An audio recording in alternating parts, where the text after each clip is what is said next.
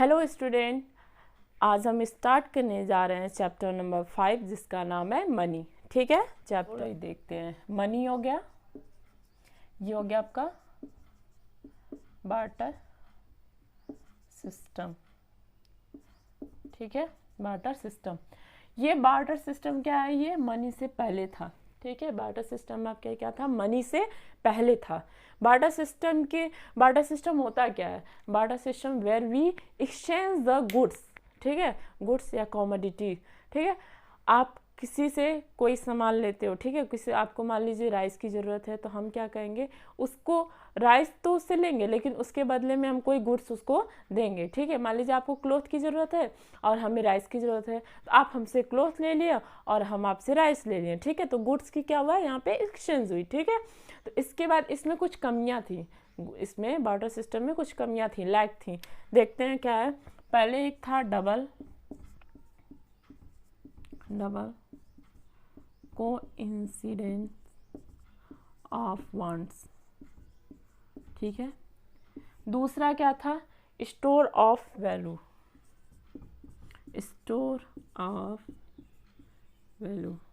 तीसरा था major of value. चौथा था स्टैंडर्ड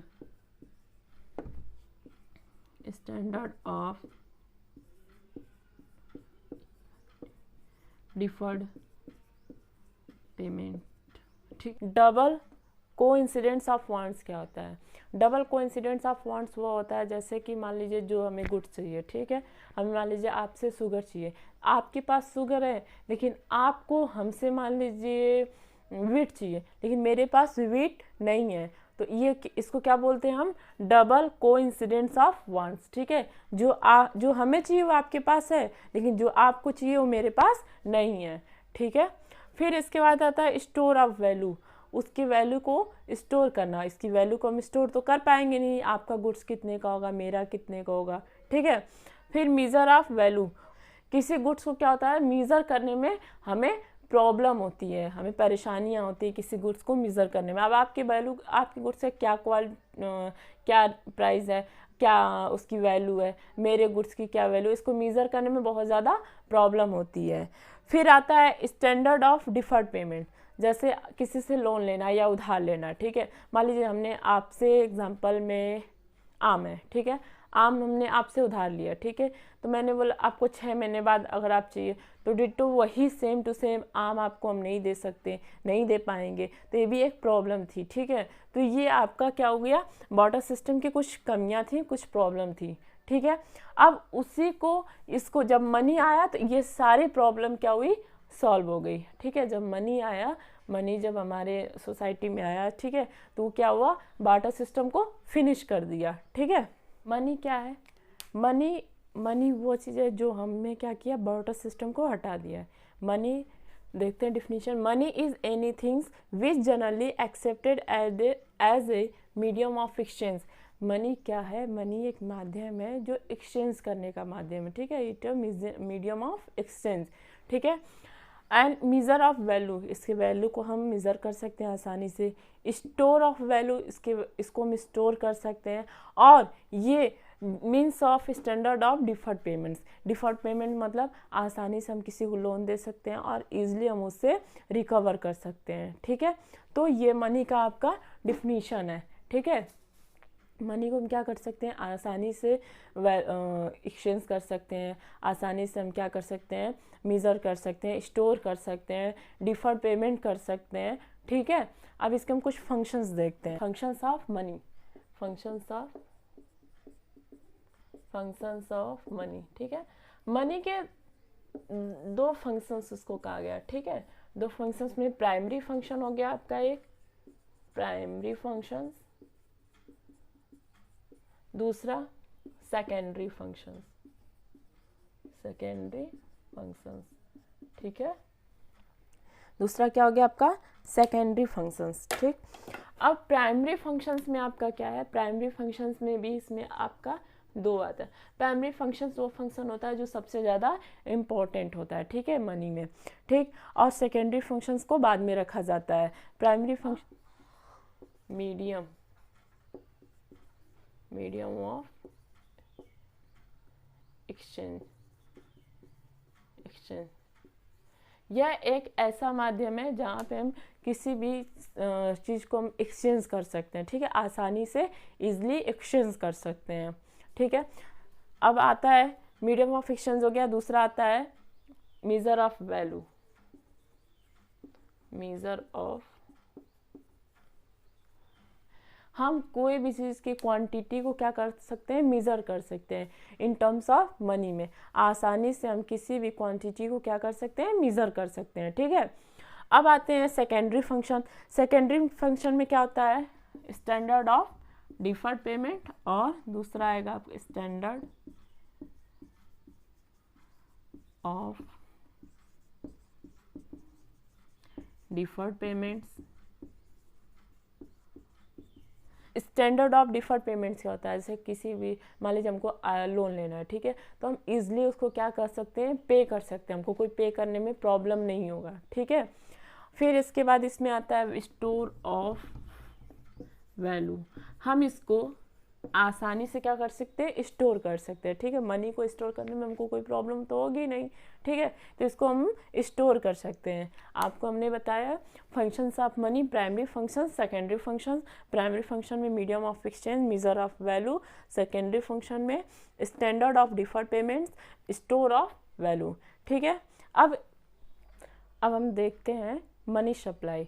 मनी सप्लाई होता क्या है, एक जनता के पास जितना भी पैसा है at a point of time, जैसे तुरंत ही जितना भी टोटल पैसा है उसको हम क्या बोलेंगे, मनी सप्लाई कहेंगे, ठीक है। जनता के पास at a point of time में जितना भी पैसा है टोटल, उसको हम क्या कहेंगे, मनी सप्लाई कहेंगे। आते हैं हम डिफिनीशन भी देख लेते हैं। Money supply refers to total value of money, ठीक है, total value of money held by public at a particular point of time, ठीक है। पॉइंट ऑफ टाइम, जनता के पास एक पॉइंट ऑफ टाइम पे जो तुरंत कितना पैसा है उसको हम क्या कहेंगे, इन एन इकोनॉमिक्स उसको हम क्या कहेंगे, मनी सप्लाई कहेंगे। अब हम देखते हैं मेजर ऑफ मनी सप्लाई।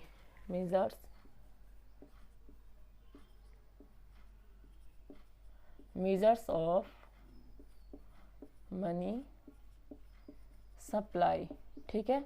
इसके 4 मेजर होते हैं, M1, M2, M3 and M4। इसके क्या होते हैं, इसके 4 मेजर्स होते हैं। पढ़ना है केवल M1 पढ़ना है, ठीक है। M1 आपका होता है क्या, M1 को हम ट्रांजैक्शन ऑफ मनी कहते हैं, ठीक है, ट्रांजैक्शन मनी भी कहते हैं। M1 को हम ट्रांजैक्शन मनी कहते हैं। ये सबसे ज़्यादा लिक्विड होता है। M1 को क्या कहते हैं, transaction. M1 is also known as transaction money, ठीक है। M1 को हम ट्रांजैक्शन मनी कहते हैं।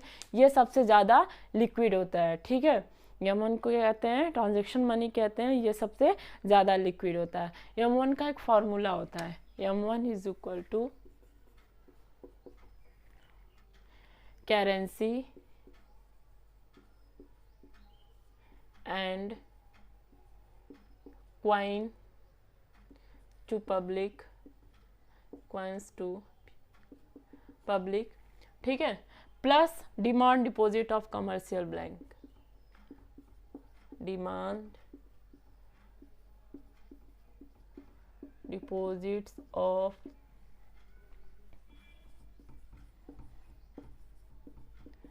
Commercial bank. फिर इसके बाद प्लस करेंगे अदर, यहाँ पे लिखते हैं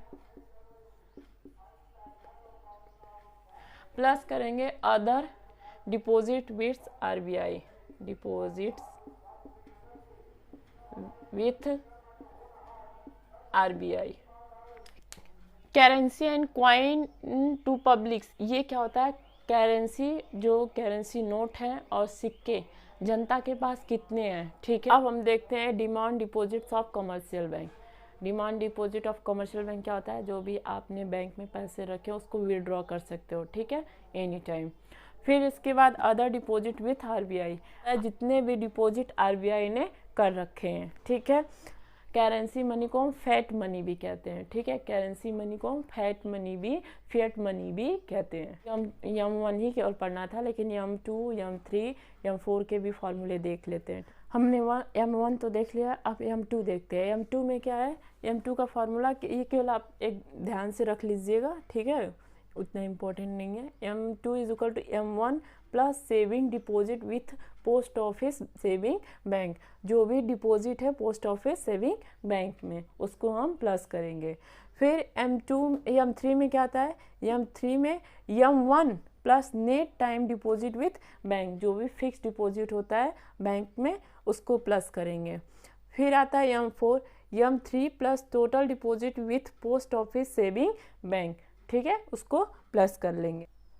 यम 1 और यम 2 को हम नैरो मनी सप्लाई बोलते हैं। यम 3 एंड यम 4 को हम ब्रॉड मनी सप्लाई बोलते हैं, ठीक है।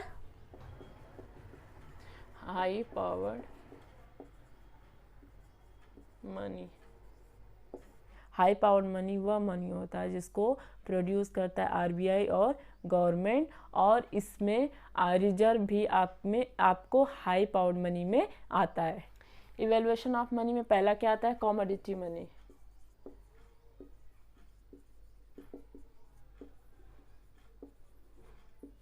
कमोडिटी मनी में क्या होता है, कमोडिटी मनी जो होता है वो बार्टर सिस्टम होता है। फिर इसके बाद आता है मेटेलिक मनी।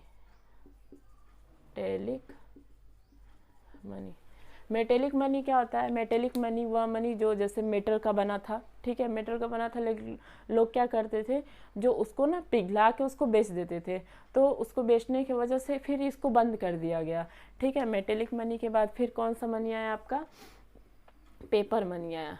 पेपर मनी में क्या होता है, वैल्यू तो उसकी ज़्यादा होती है, लेकिन उसकी जो इंट्रिक वैल्यू होती है वो कम होती है, ठीक है, फेस वैल्यू उसकी ज़्यादा होती है।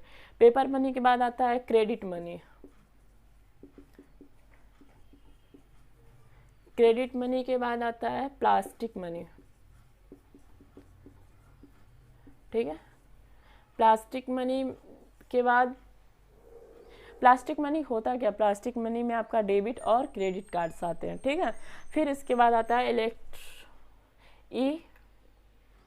ई मनी। ई मनी क्या होता है, ई मनी इलेक्ट्रॉनिक मनी, जिसमें आपका गूगल पे हो गया, पेटीएम हो गया, फोन पे हो गया, ठीक है, वो सब किस में आएगा, आपका ई मनी में आएगा। इसको क्या बोलते हैं, इलेक्ट्रॉनिक मनी बोलते हैं। यहाँ पे आपका चैप्टर हो गया फिनिश, ठीक है। Thank you so much. हमारे चैनल को लाइक और सब्सक्राइब कीजिए, ठीक है। Thank you.